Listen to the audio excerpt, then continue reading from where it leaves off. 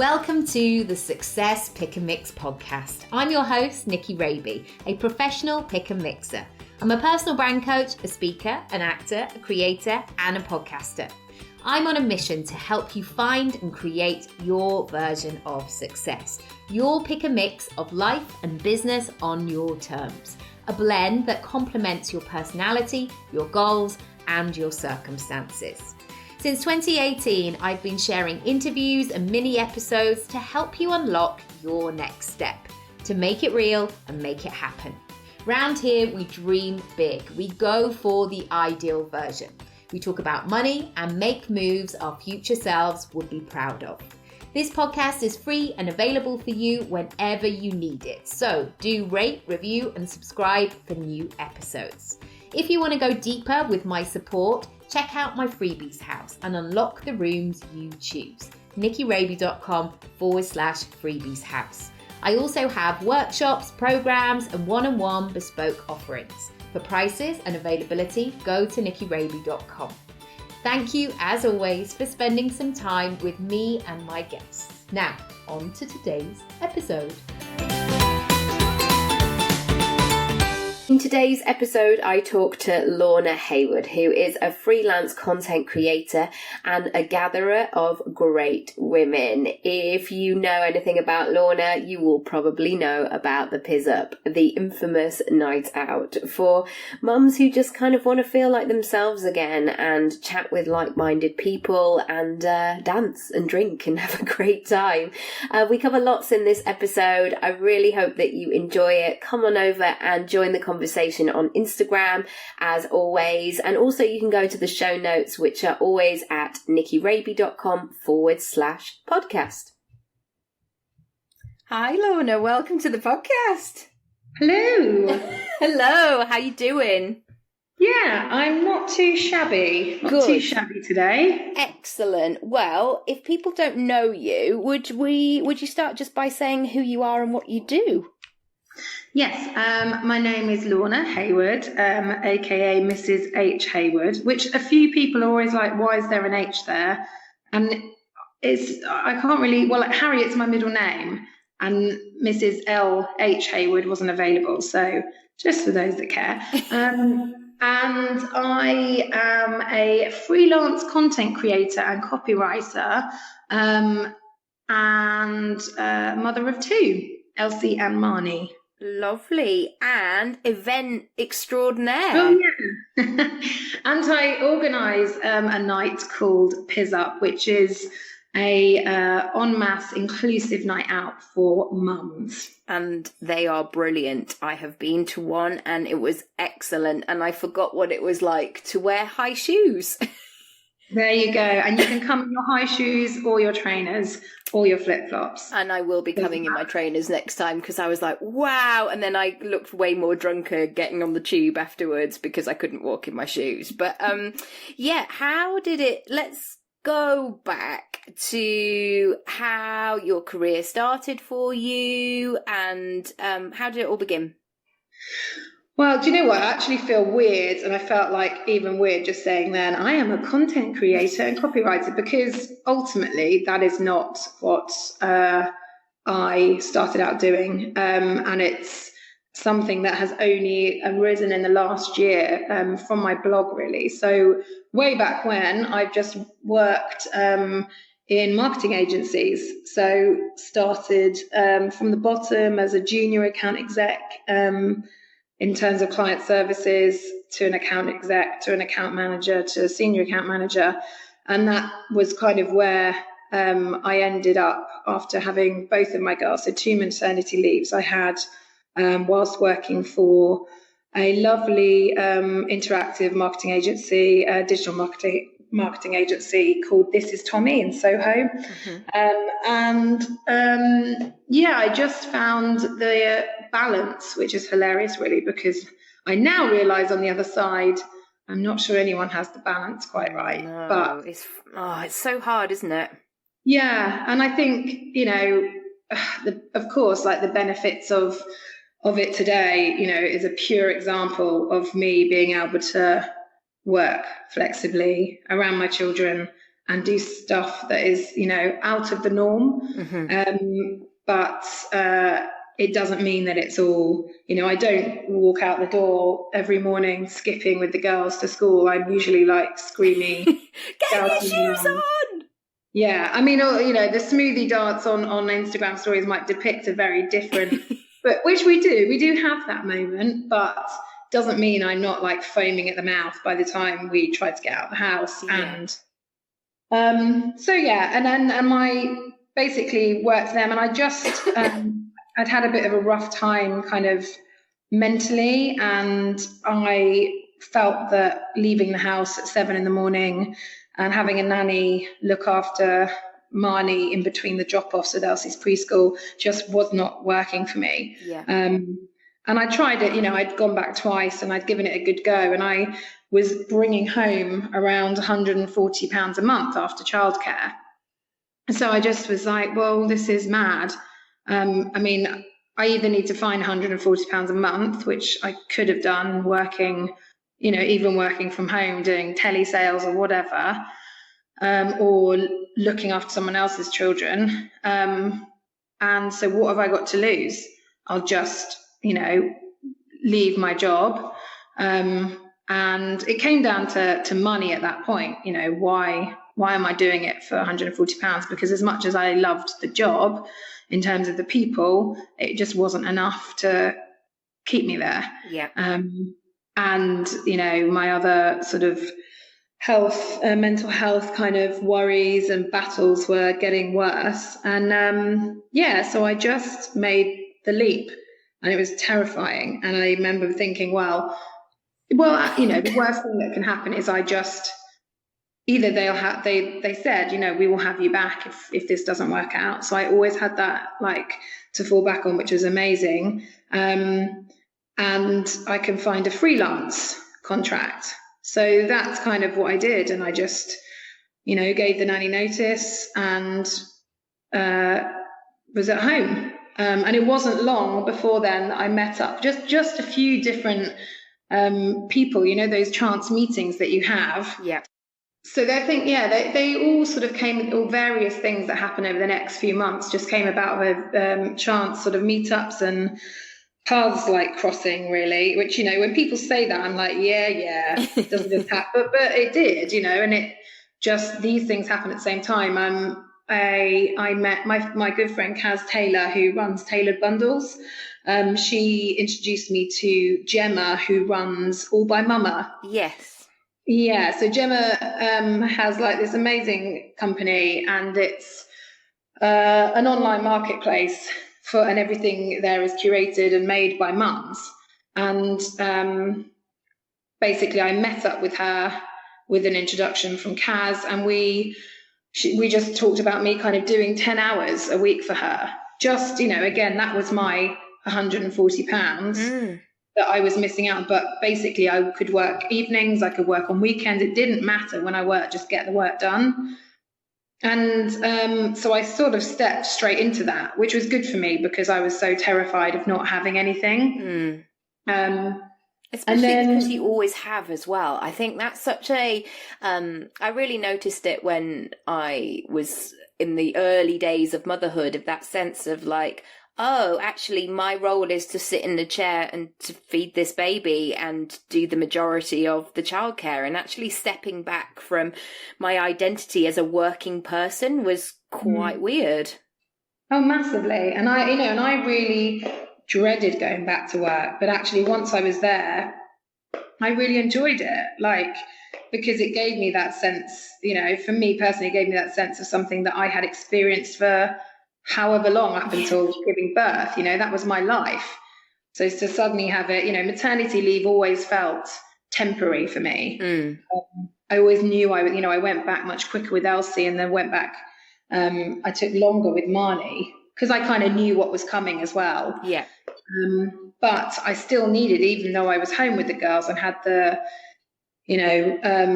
opportunity to do the drop-offs and then hang with Marnie, I did need something else. I do need something else. And all of these things sort of came together very quickly to the point where then I had sort of too much on, and then was like, had to consider putting Marnie into childcare again, which all was great because I still have so much time with them.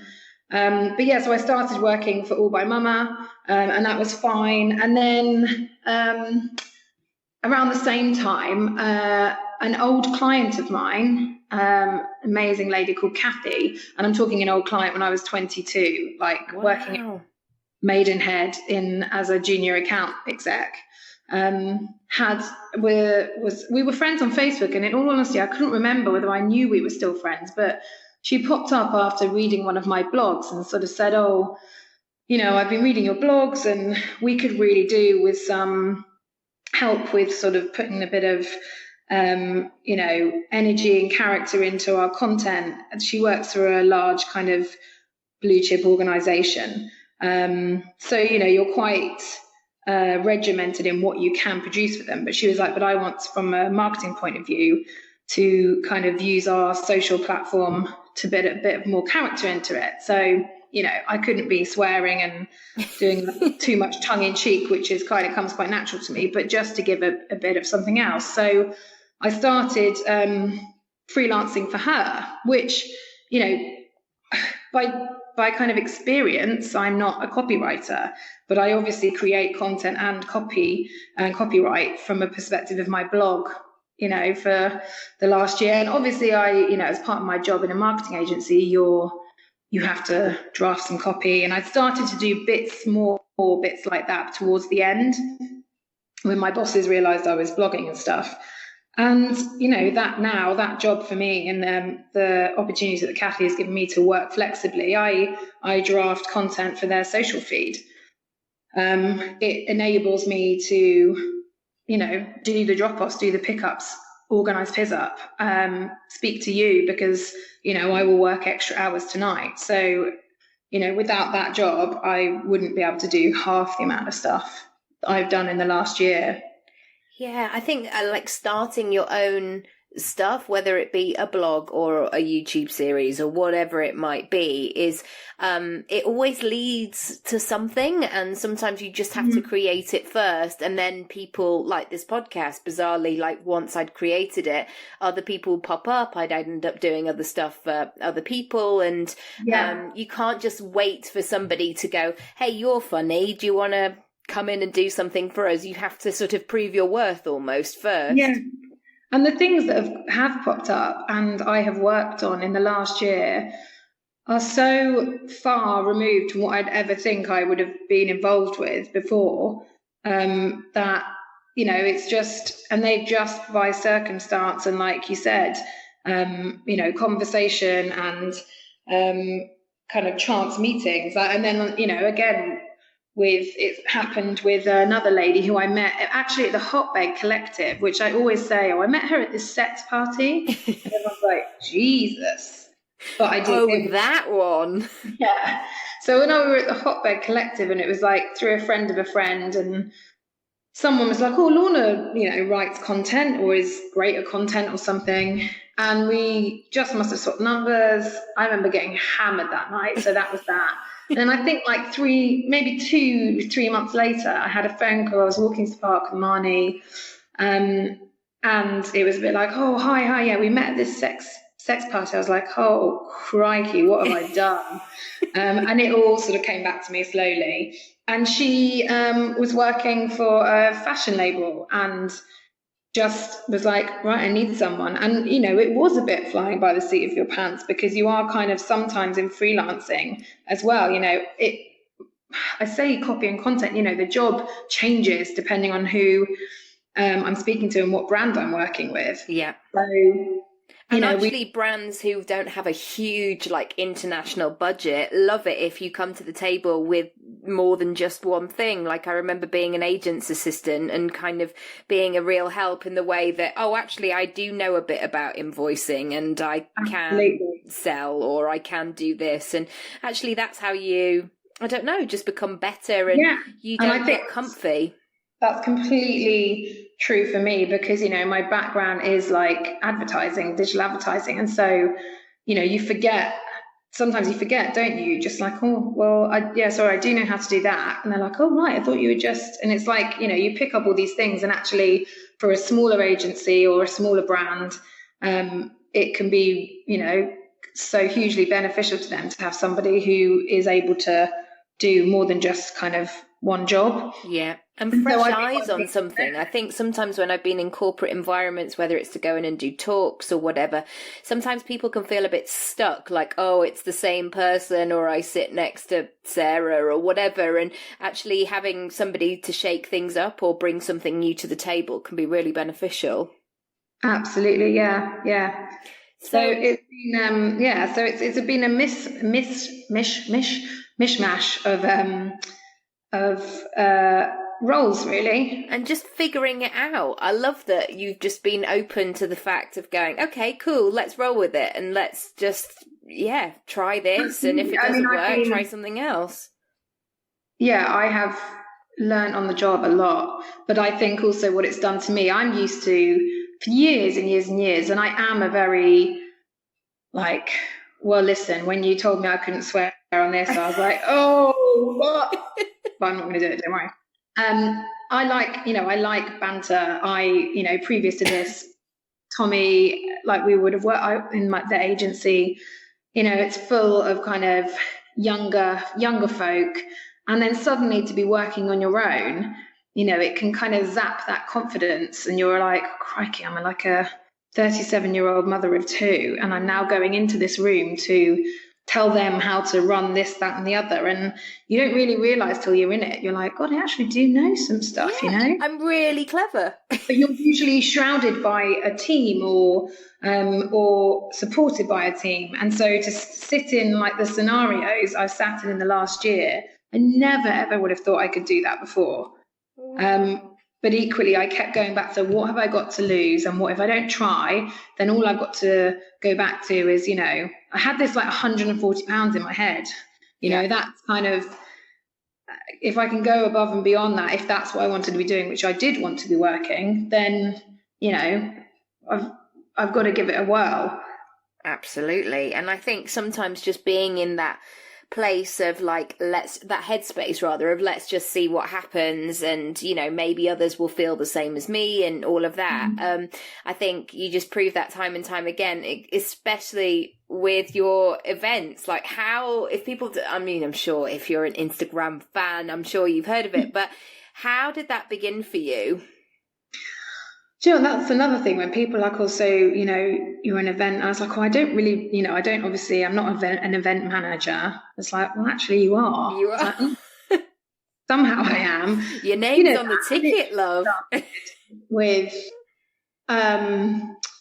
it just started with me. So I had kind of, a presence on Instagram in a very, very small sense. And I had done my blogs. When I say about the blog now, I haven't written a blog. I was looking at my site since January, and it's just, it's really fallen by the wayside because my blog isn't a review platform. It's only there for my kind of writing. Yeah. So therefore, if I haven't had something to write about, which I have, but I think I'm sure you're aware, Nikki, Instagram has become more of a micro blogging. So I do a lot of it through that now, as opposed to these long. And I think for me, it was quite a mental exercise, and I was slightly more unhappier in those times. So writing for me. Anyway, I digress. But the point is feel like it has to be perfect. When you're saying a blog, it has to be that thing. And actually, the platform of Instagram is people connect with, the instant, and the kind of, this is how I'm feeling right now, or this is what's going on. Anybody else? That sort of sense. Yeah, totally. So anyway, I had and a few people had messaged me, more local mums or local-ish in the area, and said, we should meet up, or, you're only down the road from me, and I found this, that, and the other really supportive of what you've said on your blogs, or whatever it was. And, we should try and have a play date. Or I had a couple of people sort of say, I've seen you in Sainsbury's in Southside, but I didn't want to come and say hello. Prawns. Yeah, because buying prawns and New Zealand Sauvignon Blanc. I think we might get on. Fancy it, Friday? Huh? It's like that. I've seen you buying prawns and wine. Friday, you, me, the park. Let's go. Yes, that's it. Oh, massive pants. Sainsbury's do really good pants. And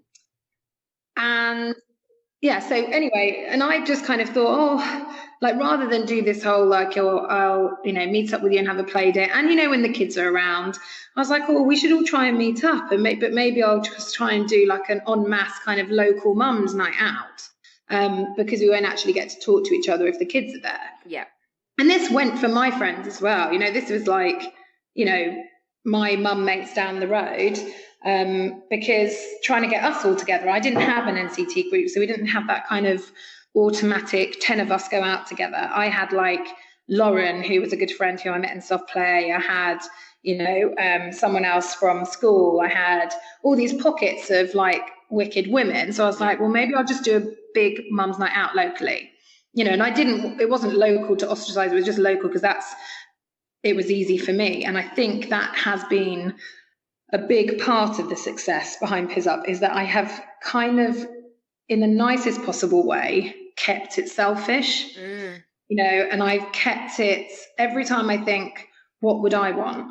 What would I want at an event? And it's been specific to my needs, and it seems to, have resonated with other women as well. I think, so I just did this kind of night out, and I put the feelers out and said, if I organised a night locally, would you come? And I always wanted to have like an exclusivity of somewhere. Like I think a lot of events, and I don't call it an event, I call it a night out, because I do think there is a difference. And I think sometimes even, you can have an area of somewhere, can't you? And it's like, oh, are you here for so-and-so? Great. If you go up round the back, up the stairs, right down the corner, you've got the bar right in the corner. Yeah, where no one can see you. Especially if you're rocking up on your own as well, and you're like, oh my God, more public places for me to walk through and look completely friendless and gormless. Yeah, totally. And I just thought, I don't want to be... I'd quite, and this is I have younger friends, I have, young sister-in-laws, I have, it doesn't mean that I don't talk to them because they're younger and more fit than me. I don't know. It's annoying though. But, I also wanted to be like, I want to stand at the bar ordering a drink, and I want to know that the woman next to me is going to be facing the same kind of SHIT as I am tomorrow morning when I'm hanging out my arse. Yes. Can I say it, arse? Sorry. Yeah, you can. It's a great word, one of my faves. And I want to go into the toilet and know that, it's just, the same. You're just sharing that kind of camaraderie with, a similar woman to yourself. And it doesn't mean that I never want to be in a room with men, or I never want to be in a room with younger women or whatever, but I think just a one-off to have something to really look forward to, be like, oh, everyone here is going to probably have to do a school run and nursery drop-off, or be at home tomorrow morning, but actually we're all in it, sort of together. Yeah. And some people have come on their own. I mean, so many come on their own now. And it just, I had that one night. I did the post Pizz Up party bag, which was a bit of a take to the goodie bag that you get at events. And I wanted everything in there to be just like a little nod towards the morning after, and just for mum. Yes. And that was all my own. I just went to Costco, bought, 36 bottles of water, 36 baby bells, 36 packets of, I think what it was then, like Quavers or something. And it was, mostly food and drink, and a strip of paracetamol. And that point, I was kind of racking up 35 strips of paracetamol wasn't too bad. When you get to 90 strips, I'm basically on suicide watch in Earlsfield, because I have to visit every single chemist. She's here. I'm alive. But yeah, and then the first one, just, I don't know, I was so nervous. And my mate Lauren was there at the beginning with me, and it was just, there's a lot more familiar faces in a sense.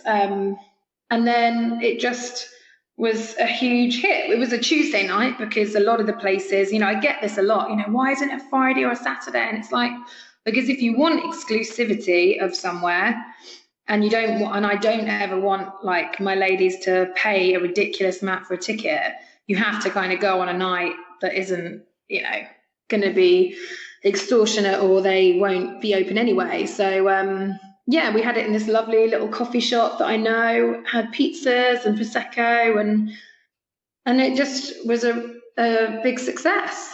And then the second one was, and it's kind of incrementally, it's not been bonkers every time. It was 35. The second one was 45. But then the 45 felt very different.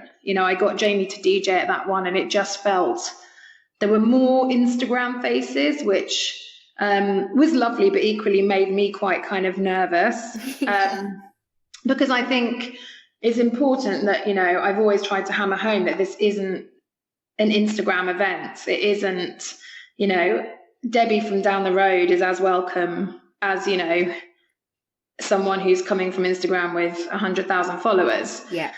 And I never want anyone to ever feel sort of unwelcome, or that they don't, because they don't have an Instagram handle, because they don't have a business, or because, they just stay at home. I don't want anyone to ever feel that they're not, welcome. And I think a part of that is me being at the front of the, the door when the night starts, and just making sure that like every woman walks in and feels welcome then when they arrive. Yeah. So I think when I can't remember what the date was when I came, but it was one of the first nights out that I'd had since having Oscar. And it was quite nerve-wracking, actually, almost because generally after you finally put kids to bed, you've lost all your sense of coordination and sense, and, you just want to curl up in a heap yourself. And actually having my wits about me and being on a train and it being in public and putting on a proper bra and all of that sort of stuff, it felt like quite a big deal. And to know that you're going somewhere where, of course, you're going to be judged. You're not daft, but also you felt like you were in safe hands. That's a really lovely thing that you do for women. And I thank you. And I think that's just so, as confident as I'm imagine that I come across a lot of the time. I'm extremely nervous at the start of Pizz Up, and I'm also been in scenarios, not just an event, which is, that's been a new thing to me in the last year, having the opportunity to go to those things. But anything, it is nerve-wracking, and it does take an effort. And I always say, like, I always I was always umming and ahhing about whether to say something every time at Pizz Up. But I feel like I have to kind of acknowledge the effort. Yes. Because it takes a babysitter sometimes. It takes, getting a partner home. It takes like getting yourself in the shower once the kids in. And I don't, sometimes I don't want to do it. And then you don't realize till you're there and having good conversation and with good company and eating great food and getting lashed that you're like, God, I actually really needed this. Yes. And then you tell everybody, which is what I think I needid, did afterwards. Like, I'm having a really good time. I think I told you, I'm really having a lovely time. It's really brilliant. And what's been the biggest surprise for you, like putting, going from the idea and like actually making it happen? Yeah, I think like it's at the moment with this one, I keep saying to myself, like with Pizz Up having sold out and however many weeks till that, it's like when did this go from 35 women to 400? Like why am I Michael Eavis all of a sudden? If I see you on a tractor going round Wandsworth, I'll be like, she's changed. She's on Clapham Common already.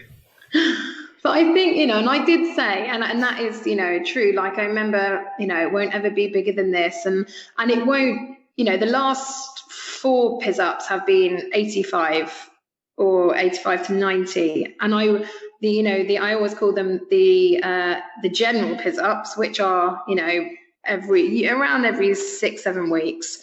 or so far. I've only done 6. But I will only do 2 sort of big ones. So I've obviously experienced the Quiz Up, which was for me massively mind-blowing, just standing in front of that many people, just thinking, how did I facilitate this? I'm a pop star. Yeah. And then, it is, I think it's the simplicity of it all. And I kind of am still like in shock that, in a few weeks' time, there will be that many women coming to something that I've sold tickets for. But I still sort of swear by the fact that it's down to a simple concept and keeping it that way. I've been lucky enough, and obviously I'm extremely flattered to have opportunities being offered to me for Pizz Up, and be it franchising, be it, hosting them in different areas. But it sounds weird, I don't want Pizz Up to become my job. Yes. And I think that's why, I get as lashed as the next person. Usually, especially after the Quiz Up, I waited until DJ Luck and MC Neat had been on because I was so terrified they weren't going to turn up. But, it's much for me as it is for everybody else. That's why I did it, because I felt like I hadn't really ever been a part of something. Like, I didn't really sound so crap when you say you don't feel like you belong to something, but I didn't have that NCT clique. I didn't have like all my school friends having kids at the same time, and I just craved, because that's just the type of person I am, to be a part of something and to belong to, so Pizz Up gives me loads, and I don't want that to change. I don't want it to become a chore, and I don't want it to become about me making money out of it. And of course, as it's got bigger, I have been able to make money out of it. And, a lot of the money, especially for the big ones, obviously I have to pay. So many people ask me this, actually. How on earth did you get Artful Dodger or DJ Luck and MC Neat? The answer, I pay them. I pay them. Literally, I was like, I just put into Google DJ Luck and MC Neat's, talent management, and then emailed their manager, filled out a form, and paid a lot of money. It's things like that money has come from me. Thanks, Mum. She got it back. But, so I have been lucky enough to obviously make some money to pay for things like that. But I don't want it to become about me making money and it being my job, because I think then it won't become as enjoyable. I don't ticket Pizz Up in the park. That's just purely for, again, selfish reasons. I wanted to share like my afternoons in the summer when I've got to do the girls' tea and it's the sun shining and sometimes I don't want to sit in the garden. Fine, I'm going to be on Wandsworth Common with a bottle and my kids and some baby bells at this time. Who wants to join me? And 50 odd women turned up because I guess they all needed it too.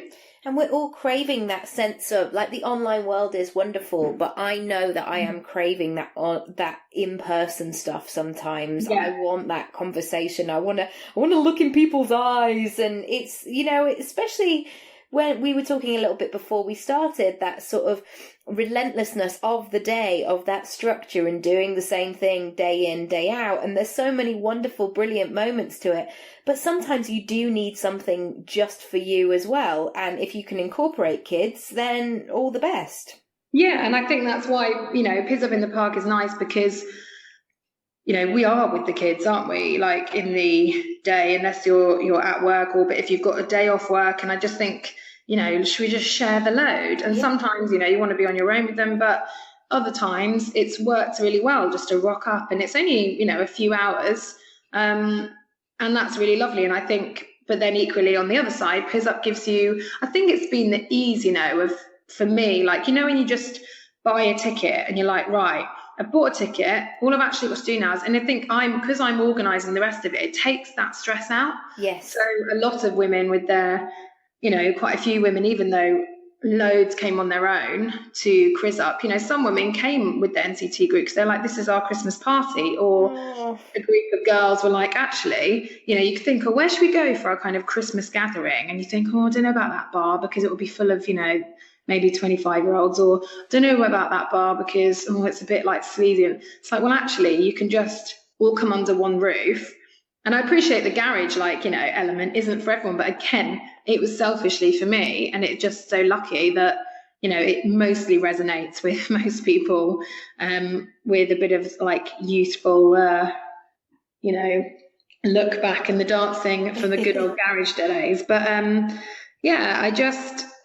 I still cannot comprehend that there will be that many women in one venue, but equally I can't wait. Yeah, amazing. How has Instagram and your platform helped you in terms of carving out this new chapter for yourself? It has, it has helped me. I mean, like I said, I wouldn't have met or had certain conversations had it not been for kind of having the opportunity to go to X events or speak to people. I'm sure you've had the same. You have conversations with people who you've actually not met before, and then they invite you to something, and once you're there, it kind of creates a bit more of a networking opportunity. Yeah. But it's so difficult because I think so many people say these days, don't they? Well, what would you do if Instagram just finished tomorrow? And it's like, I think I'd be okay, because ultimately, and I think this is something that I always say to sort of keep my head calmer, is Instagram isn't my job. I have a job. I have 2-3 jobs, and it's a great platform for so many reasons for me, but it doesn't as such pay me. I've been very lucky to have the opportunity of 1 or 2 paid pieces, but it's certainly not something that I could give up work for. No. And so I think that gives me a bit of reassurance that it's not the be all and end all. Equally, it's given me a million opportunities of such great friendships and support, and just laughs. It's just a bit of a laugh, isn't it, really? Yeah, absolutely. I sometimes take it you think you get yourself into a bit of a tiz about it all, and you're like, get a grip, woman. Yeah, my friend watched one of my stories earlier, and I was just saying that I was enjoying walking through a park and not talking about squirrels because I was on my own. And this girl who I know immediately messaged going, God, yeah, I do talk about squirrels a lot. And yeah, I totally resonated with that. And it was such a silly thing, but it was that sort of, connection, I guess. Absolutely. One final question. Where would you like to be in 5 years' time in business and in life? Ooh, apart from being a Kardashian, which is what we talked about earlier. Well, if I can't be Kim part-time. Yes. Then, why would you like to be a Kardashian, by the way? What would be your favourite elements? In their kitchens, they just have jars of things that are untouched and just amazing displays of biscuits. And then when you open their fridge, it's just Fiji water lined up, and you've got a chef cooking for you. I mean, I could go on, quite frankly. You get to go on holiday. It's just, I think my challenge to you is you need to watch one next time I see you. I want to know that you've watched one. I will. I was saying to Lorna earlier, I cannot believe that. Well, I can believe it because life is busy, but I have not watched a Kardashian. I mean, I know of them, but I just all kind of know that they've all got names beginning with K, I think. But I need to work on this because it's totally up my street. Yeah, you do. Honestly, indulge yourself. Give yourself a little treat next time your husband's away. Exactly. Tuesday night, here we go. Yes. Well, 5 years from now, okay. Do you know what? I would love to just still be, despite ups and downs, I'm very kind of grateful for the situation that I'm in work-wise. And I just love to be carrying on doing what I'm doing, which is being able to, whatever job that is, work flexibly around the girls.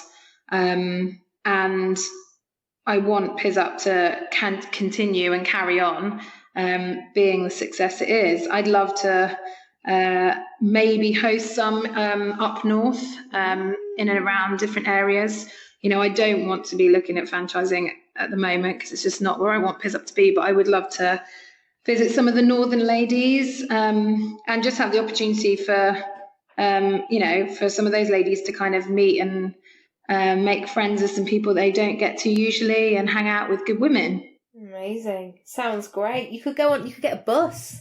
I know, Pizz Up on tour. Yes. I mean, it's all been spoken about. And that's the thing. I think it's like, for me, at the moment, it works here. You know, I have to organise like childcare and get, you know, Nana down and all those things. And for me, you know, that needs to be local. Yeah. So, plus, you know, all the other nights are in East London. Got to come southwest occasionally. Absolutely. I've had a very good night out in southwest London many a time. And yeah, I've lived all over London, but I've had some very good ones out there as well. So yeah, somewhere I was wearing, many of which I was probably wearing a boob tube. I was just thinking. Oh, those are the days. Those were the days, yeah. And I'm not quite sure whether that was a good move or not, but time will tell. Wonder if anyone crack out a boob tube at Pizz Up. Oh my goodness. To do it. Go on. Yeah, I think I need a lot of kind of help. I think I saw Sarah Jessica Parker do it once in her kind of big phase where maybe she had a boob tube and a crop trouser or a tutu, that kind of thing. Yeah, I need to think about it. Lorna, thank you so much. I've loved chatting. If people want to find out more about you and come and say hi, where should they go? Best place is probably, my Instagram, which is Mrs. H. Haywood. And if you want to find more information out about Pizz Up, then you can go to my Facebook page, which you can just search for Pizz Up on Facebook and it'll come up there. And there's always links and tickets and waiting lists if people want a ticket and didn't get one. And my website, which is themumblings.co.uk. where you'll see I haven't written a blog post since January. But while I'll be watching Kardashians, you will be writing a blog post. Yeah. Maybe about the Kardashians. But yeah, amazing. Thank you so much for being on the podcast. Thank you. Bye. Bye. Thanks so much for listening to today's episode. If you haven't already, feel free to rate, review, and subscribe for all the brand new episodes. If you want to go deeper with my support, check out my freebies house and unlock the rooms you choose. nickyraby.com/freebies house. I also have workshops, programs, and one-on-one bespoke offerings. For prices, availability, or just to have a chat with me, go to nickyraby.com. Thank you, as always, for spending some time with me and my guests, and I'll see you next time.